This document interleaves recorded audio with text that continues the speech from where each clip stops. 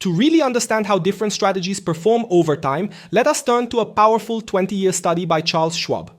In this study, they tracked 5 types of investors from 2005 to 2024. Each one received $2,000 per year to invest in the S&P 500, but each handled that money in a different way.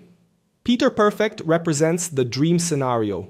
He had flawless timing, investing his $2,000 at the exact low of each year. His reward was $186,077 after 2 decades, a gain of $146,077 or 365% growth. Ashley Action took a simpler route. She invested her $2,000 on the very first trading day of every year. No questions asked. By the end, she had $170,555, a gain of $130,555 or 326%. Matthew Montley chose dollar cost averaging. He divided his $2,000 into 12 monthly contributions. His final balance was $166,591, with $126,591 in gains, or 316%. Rosie Rotten had the worst timing possible, always buying at the peak of the year.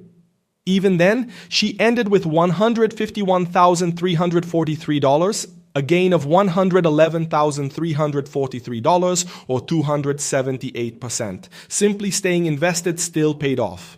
And then there was Larry Linger, the eternal procrastinator. He stayed in cash, waiting for the perfect moment. After 20 years, all he had was $47,357, which means just $7,357 in gains, or 18%. The lesson is clear. Lump sum investing often delivers the strongest results over the long term, because money spends more time compounding in the market. But dollar cost averaging was not far behind. It offered strong results with less emotional stress, giving investors a consistent plan without the pressure of timing every entry.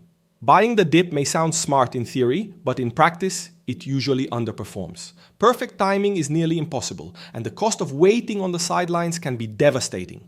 And when we put it all side by side, the differences become obvious.